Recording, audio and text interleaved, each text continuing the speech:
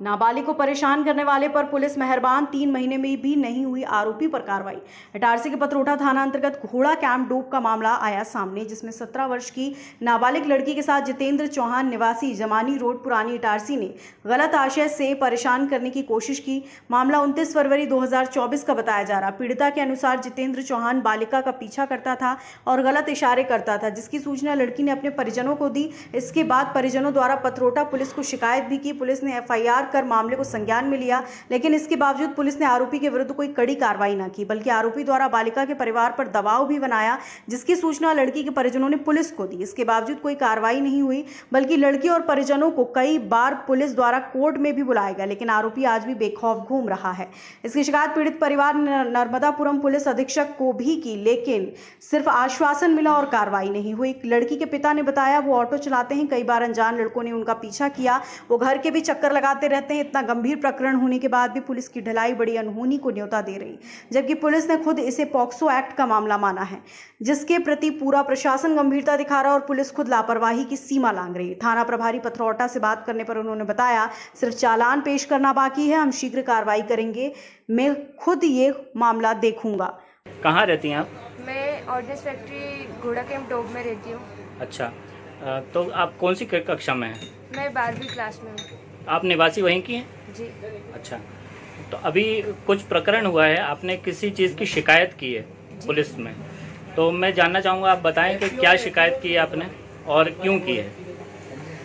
Factory में एक employer हैं जितेंद्र चौहान नाम के, वो मुझे रोज़ परेशान करते थे। मैं स्कूल जाती थी तो कभी भी इशारा करना आंखों से, ऐसे आ जाओ मेरी बाइक पे बैठ जाओ, हाँ, और हॉर्न देना, कभी बाइक रोक लेना, हाँ, ऐसे कुछ दिन तक चलता रहा। तो मुझे लगा कि मेरी मिसअंडरस्टैंडिंग होगी, तो फिर मैंने घर पे आके 3-4 बार बताया अम्मी को, तो वो बोलने लगी ठीक है बेटा मैं देखती हूँ। 2-3 बार वो भी आई तो वो भैया अंकल दिखे नहीं। फिर ना एक दिन मैंने उन अंकल को रोका, अंकल एक बात बताओ, आपकी उम्र देखो और मेरी उम्र देखो क्या है, आप 60-70 साल के हैं और मेरी उम्र देखो मैं 16-17 साल की हूँ।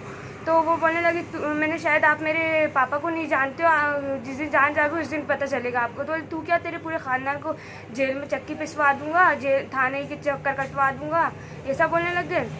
तो ये कौन ने बोला आपसे? वो अंकल बोल रहे थे, जितेंद्र चौहान नाम के अंकल। अच्छा। तो फिर मैंने आकर घर में बताया अम्मी को, अम्मी ऐसा ऐसा बोल रहे थे वो अंकल। तो अम्मी बोलती है ठीक है मैं देखती हूँ कौन है। फिर दूसरे दिन अम्मी आई तो उन्होंने वो दिखे नहीं, दादी भी आई, वो तो भी नहीं दिखे। फिर थोड़े दिन तक ऐसे चलते रहा, उसके बाद भी वो हरकतें करने लगे, यही कि हॉर्न देना, बाइक रोक लेना और ऐसे इशारे करना कि आ जाओ मेरी बाइक पे बैठ जाओ।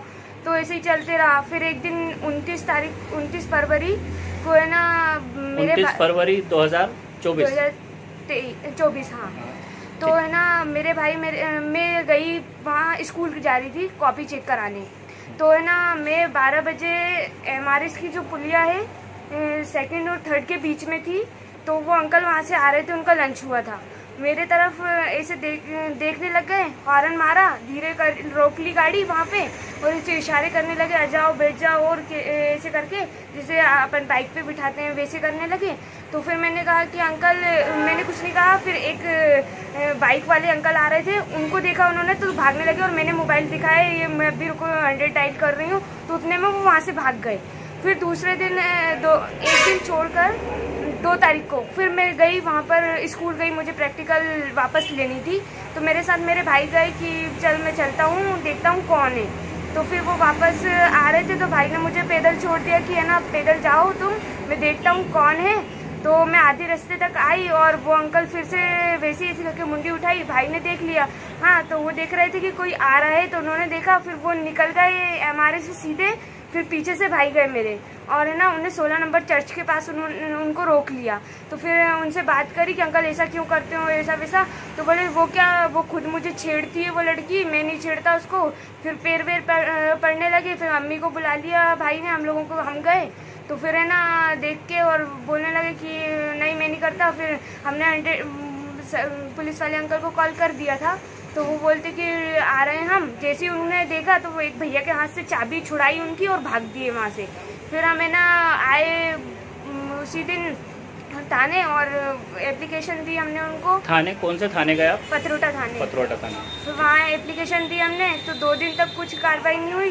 फिर 5 तारीख को हम गए और फिर पक्की वो करी हमने, FIR दर्ज करवाई, तो फिर भी कोई कार्रवाई नहीं हो रही है। अभी तक कोई कार्रवाई नहीं की? नहीं, चालान भी पेश नहीं कर रहे हैं उनका। अच्छा, आप लोगों को पुलिस ने कोर्ट में बुलाया था? जी। क्यों बुलाया था आपको मालूम है? चालान पेश करवाने। तो नहीं हुआ? नहीं, अभी भी नहीं हुआ। और जो आरोपी जिन लोगों ने आपके साथ ये इस तरीके की हरकतें की हैं, उनकी कोई अरेस्टिंग हुई है कि नहीं हुई? नहीं हुई है। और वो लोग दबाव दे रहे हैं हमारे ऊपर कि ये हम मामला रफा दफा कर लो, पैसे ले लो। अच्छा, तो आप लोगों के घर तक आए हैं वो लोग? जी आए हैं, बहुत लोग आए हैं हमारे यहाँ। अच्छा, तो आप लोगों पे दबाव बनाने की कोशिश करी उन्होंने? जी। लेकिन पुलिस ने कोई कार्रवाई नहीं करी अभी तक? नहीं करी। अच्छा, कोई पुलिस महिला कोई पुलिस आपके साथ कभी आई? उनने कभी पूछ परख करी आपसे? जी करी थी। अच्छा, उनने भी कोई कार्रवाई नहीं करी? नहीं, उन्होंने भी कोई नहीं करी। और ना हम जैसे कहीं पे भी जाते हैं तो वो निगाह बना के रखते हैं, हमारे पीछा करते हैं। अच्छा, तो आप लोगों को मतलब डर है उस चीज़ से? जी। अभी तक कोई कार्रवाई नहीं हुई है। आपने बताया कि अभी आपने इससे पहले पुलिस अधीक्षक SP महोदय को भी आपने आवेदन दिया था?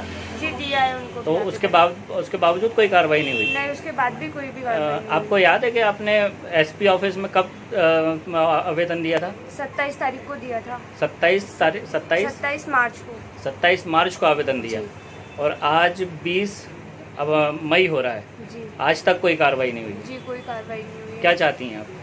सर, सजा मिलना चाहिए उनको, उन्होंने मेरे साथ ऐसी हरकत करी है। कार्रवाई होना चाहिए। जी। जी बताएं, आप बच्ची के पिता हैं? जी। क्या नाम है आपका? शेख परवेज। क्या करते हैं आप? मैं ऑटो चलाता हूँ।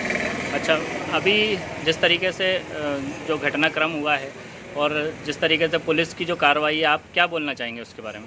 पुलिस की कार्रवाई में संतुष्ट नहीं हूँ। आश्वासन दिया जा रहा है बस मुझे, कार्रवाई होगी, कार्रवाई हो ही नहीं रही। कार्रवाई कुछ नहीं हुई है अभी तक? कोई कार्रवाई नहीं हो रही। अच्छा, आप बता रहे थे कि शायद आपको भी कुछ प्रेशर है इन सब चीज़ों का? हाँ, मेरा पीछा कर रहा है। अच्छा। 8-10 लड़के होली के दिन भी आए, मैं था नहीं। अच्छा। कलर लगा था उनके, और मुझे एक कमरे में बुलाया गया। हाँ। फोन करके, और उसके बाद धमकी दी, ऐसा बोल। मैं डर के मारे बोल रहा हूँ। अच्छा। उसके बाद मुझे छोड़ देते हैं।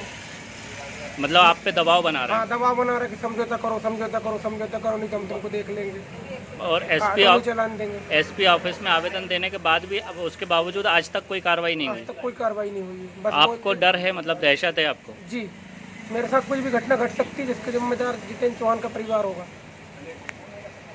अपने शहर, अपने प्रदेश की ताज़ा खबरों के लिए लाइक करें, शेयर करें, सब्सक्राइब करें और हाँ, बेल आइकन दबाना ना भूलें, क्योंकि खबर हमारी, फैसला जनतंत्र का।